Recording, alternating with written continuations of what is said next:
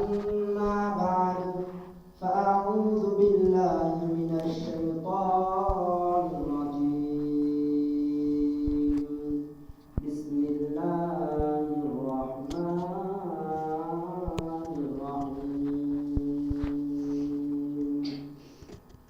قل هو الله أحد الله الصمد لم يلد ولم يولد ولم يكن له كفوا أحد صدق الله العلي العظيم وقال النبي صلى الله عليه وسلم الظلم ظلمات يوم القيامة أو كما قال عليه الصلاة والسلام إن الله وملائكته يصلون على النبي يا أيها الذين آمنوا صلوا عليه وسلموا تسليما شكر المنكر الشكر اللهم صل على محمد وعلى آل محمد كما صليت على إبراهيم وعلى آل إبراهيم إنك حميد مجيد اللهم بارك على محمد وعلى آل محمد كما باركت على إبراهيم وعلى آل إبراهيم إنك حميد مجيد بلغ العلا بكماله كشف الدجى بجماله حسنت جميع خصاله صلوا عليه وآله بلغ العلا بكماله كشف الدجى بجماله حسنت جميع خصاله صلوا عليه وآله মান রব্বুল আলামিনের দরবারে লাখো কোটি শুকরিয়া যে রব্বে কারীম রব্বুল আলামিন শাবান মাসের দ্বিতীয় জুমা শাবান মাসের 10 তারিখ দ্বিতীয় জুমার জন্য আল্লাহ তাআলার ঘর মসজিদে এসে কিছু কথা বলার এবং আপনাদেরকে শোনার মতন তৌফিক দান করেছেন এজন্য মহান রব্বুল আলামিনের দরবারে লাখো কোটি শুকরিয়া বলি আলহামদুলিল্লাহ আল্লাহর ঘর মসজিদে আল্লাহ তাআলা আপনাকে আমাকে অনেক মহব্বত করিয়া ভালোবাসিয়া আল্লাহর ঘর মসজিদে আসার তৌফিক দান করেছেন আপনার সাথে অনেক লোক চলাফেরা করে আল্লাহ তাআলা তাদেরকে এখনো পর্যন্ত মসজিদে নিয়ে আসেন আল্লাহ তাআলা আমাদেরকে অত্যন্ত মহব্বত করেন এজন্যই আল্লাহর ঘর মসজিদে আসার তৌফিক দান করেছেন এজন্য আবার মন খুলে বলি আলহামদুলিল্লাহ আমি আপনাদের মাঝে যে আয়াতখানা তেলাওয়াত করেছিলাম কুল হুয়াল্লাহু আহাদ আল্লাহ তাআলা বলে দিতেছেন হে নবী আপনি বলে দেন আল্লাহ তাআলা এক আল্লাহ তাআলার কোনো শরীক নাই আল্লাহ তাআলা কাউকে জন্ম দেন নাই এবং আল্লাহ তাআলা কারো কাছ থেকে জন্ম নেন নাই এই একত্ববাদের দাওয়াত যুগে যুগে যত নবী রাসূল এসেছেন সকলে এই একত্ববাদের দাওয়াত দিয়ে আসছেন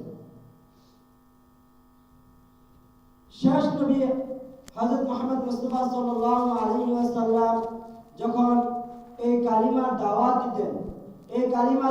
দিতে যায় আমাদের নবী মুহাম্মদ সাল্লাল্লাহু আলাইহি ওয়াসাল্লাম কত নানান ভাবে নির্যাতিত হয়েছে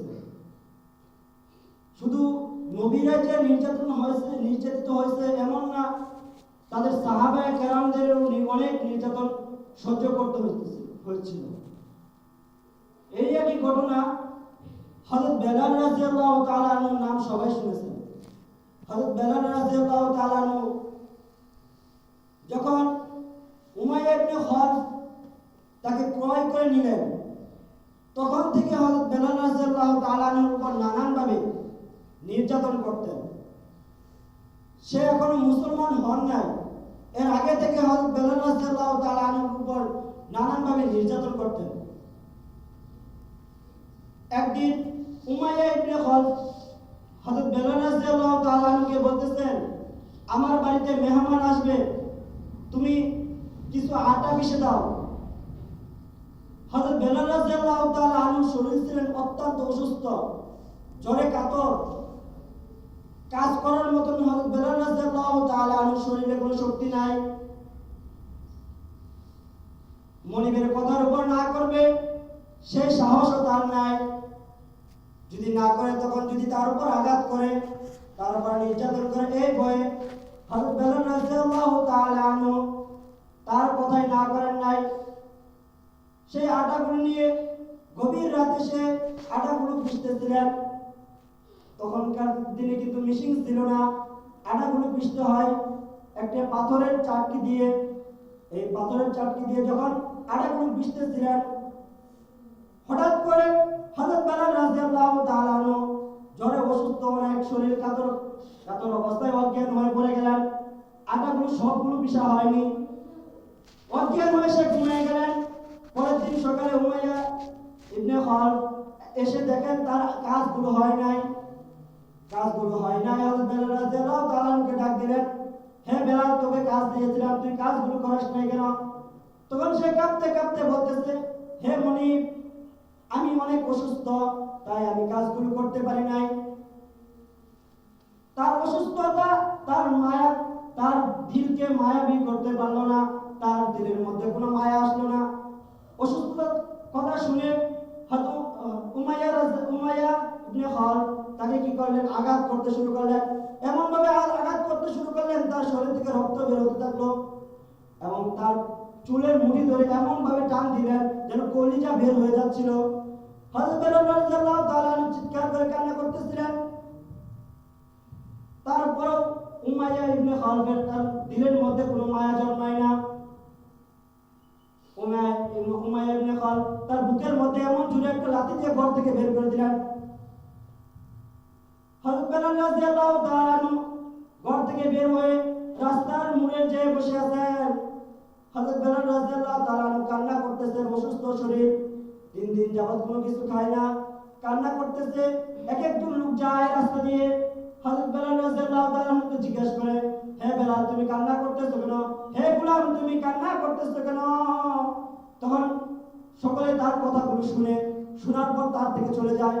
একজনের পর একজন জিজ্ঞেস করে আর চলে যায় যে আমাকে মুনিবে আমাকে মারছে, উমাইয়া ইবনে খালদ আমাকে মারছে। সবাই তার কষ্টগুলো শোনার পর কোনো সমাধান দেয় না, সবাই তার থেকে চলে যায়।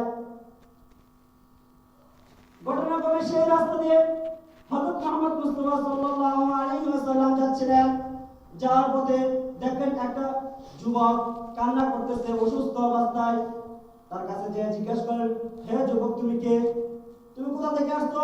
তোমার বাড়ি কোথায়? তখন হযরত মুহাম্মদ সাল্লাল্লাহু আলাইহি ওয়াসাল্লাম যখন জিজ্ঞেস করলেন তার বাড়ি কোথায়, তখন হযরত বেলাল রাদিয়াল্লাহু তাআলা বলতেছেন, আমি উমাইয়া ইবনে খালদের গোলাম, আমি তার বাড়িতে কাজ করি, আমার অত্যন্ত শরীরে জ্বর, আমি অসুস্থ, আমি তার কাজগুলো করতে পারি নাই, এইজন্য উমাইয়া ইবনে খালদ আমাকে মেরেছে এবং মেরে আমার শরীরে রক্তাক্ত করে ফেলেছে। আমার শরীর থেকে রক্ত বের হচ্ছে, আমি 3 দিন যাবত খাই না। এই কথা শুনে হযরত মুহাম্মদ সাল্লাল্লাহু আলাইহি ওয়াসাল্লাম যখন দৌড় দিলেন, তখন আবার বেলাল রাদিয়াল্লাহু তাআলা ডাক দিয়ে বললেন, হে যুবক, সবাই তো আমার কথা শুনে দৌড় মারে, সবাই তো আমার কথা শুনে চলে যায়, কেউ তো আমার কাছে আমার সমাধান দেয় না। তুমিও তাদের মতো আমার কথা শুনে চলে যাচ্ছ, আমার কোনো সমাধান দিয়ে যাচ্ছ না, তুমিও কি তাদের মতন চলে যাচ্ছ? হযরত মুহাম্মদ সাল্লাল্লাহু আলাইহি ওয়াসাল্লাম তার দিকে না তাকাইয়া চলে গেলেন বাড়ির দিকে। বাড়িতে যে হযরত আয়েশা রাদিয়াল্লাহু তাআলা আনহাকে ডাকতে বলেন, হে আয়েশা, বাড়িতে কোনো খাবার আছে কিনা? যদি খাবার থাকে আমাকে কিছু খাবার দাও। হযরত আয়েশা রাদিয়াল্লাহু তাআলা বলেন, হে নবী, 3 দিন যাবত আমার ঘরে চুলার মধ্যে আগুন জ্বলে না, কোনো খাবার নাই। পাশের বাসা থেকে অল্প দুধ আর কিছু খেজুর দিয়ে গেছে, আমি অল্প পান করেছি, এগুলো আপনি নেন, আপনি পান করেন। তখন রাসূলুল্লাহ সাল্লাল্লাহু আলাইহি ওয়াসাল্লাম হাতে দিলেন। তখন রাসূলুল্লাহ সাল্লাল্লাহু আলাইহি ওয়াসাল্লাম নিয়ে যখন যাচ্ছিলেন, তখন হযরত আয়েশা রাদিয়াল্লাহু তাআলা জিজ্ঞাসা করলেন, হে নবী, আপনি তো 3 দিন যাবত কোনো কিছু খান না, আপনি এগুলো কোথায় নিয়ে যাচ্ছেন? আপনি এগুলো পান করেন। হযরত সাল্লাল্লাহু আলাইহি ওয়াসাল্লাম তখন বললেন, হে আয়েশা, আমি 3 দিন যাবত খাই না। আমি রাস্তার মধ্যে আসতেছিলাম, তখন এক যুবক দেখলাম, এক গোলাম দেখলাম, সে অসুস্থ, কান্না করতেছে, সেও 3 দিন যাবত খায় না, তার জন্য এই খাবারগুলো নিয়ে যাচ্ছি। যখন নিয়ে যাচ্ছিলেন, হযরত বেলাল রাদিয়াল্লাহু তাআলা দেখে আশ্চর্য হয়ে গেলেন যে এই পর্যন্ত কত লোক আয়েশা জিজ্ঞাসা করে চলে গেল, কোনো লোকই আমার কোনো খবর নিল না, দ্বিতীয়বার আসলো না। এই যুবক আমার জন্য খাবার নিয়ে আসছে। হযরত মুহাম্মদ সাল্লাল্লাহু আলাইহি ওয়াসাল্লাম নিজ হাতে নিজের চাদর দ্বারা তার শরীরের রক্তগুলো মুছতেছেন আর তাকে দুধ পান করাইলেন এবং খেজুর খাওয়াইলেন। তার শরীরে একটা শক্তি আসছে। তখন মুহাম্মদ সাল্লাল্লাহু আলাইহি ওয়াসাল্লাম বলেন, হে বেলাল, হে যুবক, তুমি চলো, তোমার কাজগুলো আমি করে দিব। হযরত মুহাম্মদ সাল্লাল্লাহু আলাইহি ওয়াসাল্লাম তার কাজগুলো করার জন্য তার সাথে গেলেন। যখন হযরত বেলাল রাদিয়াল্লাহু তাআলা অসুস্থ, এজন্য তাকে শুয়ায়া বললেন, তুমি আমার চাদর দ্বারা শুয়ে থাকো, তুমি ঘুমাও, আমি তোমার কাজগুলো করে দিচ্ছি। হযরত মুহাম্মদ সাল্লাল্লাহু আলাইহি ওয়াসাল্লাম যখন আমাদের প্রিয় নবী তখন আটাগুলো পিষতেছিলেন, শরীর থেকে ঘামগুলো ঝরতেছে, আর হযরত বেলাল রাদিয়াল্লাহু তাআলা ঘুম ভেঙে দেখেন তার শরীর থেকে ঘামগুলো ঝরতেছে এবং তার মধ্যে কোনো ক্লান্তি নাই। হযরত সাল্লাল্লাহু আলাইহি ওয়াসাল্লাম তাকে কষ্ট করে কাজ করতে দিতেছে, তার মধ্যে কোনো ক্লান্তি নাই। হযরত বেলাল রাদিয়াল্লাহু তাআলা ঘুম থেকে উঠে তাকে জিজ্ঞাসা করেন, হে যুবক, এত সুন্দর, এত মায়াবী লোক আমি আর কখনো দেখিনি, আপনি কে, আপনি বলেন। তখনও পর্যন্ত জানে না যে হযরত সাল্লাল্লাহু আলাইহি ওয়াসাল্লাম তার কাজ করে দিতেছেন। জিজ্ঞাসা করার পর তখন হযরত সাল্লাল্লাহু আলাইহি ওয়াসাল্লাম বললেন, আমি আব্দুল্লাহ ইবনে মুহাম্মদ। এই কথা শুনে হঠাৎ করে সে দাঁড়িয়ে গেলেন। দাঁড়িয়ে যাওয়ার পর সে আশ্চর্য হয়ে গেলেন যে মুহাম্মদ এত ভালো, শুনেছি কিন্তু কখনো বাস্তবে দেখি নাই। আর হযরত বেলাল রাদিয়াল্লাহু তাআলা তার হাতটা দেখেন, তার হাতে ফুসকা পড়ে গেছে, ধোঁয়া পড়ে গেছে, তার আটা যখন পিষতেছিল, এই আটা পিষার কারণে হযরত মুহাম্মদ সাল্লাল্লাহু আলাইহি ওয়াসাল্লাম হাতে ধোঁয়া পড়ে গেছিল। তারপরে সেই হাতেই হযরত বেলাল রাদিয়াল্লাহু তাআলা হযরত মুহাম্মদ সাল্লাল্লাহু আলাইহি ওয়াসাল্লামের কাছে ঈমান আনেন।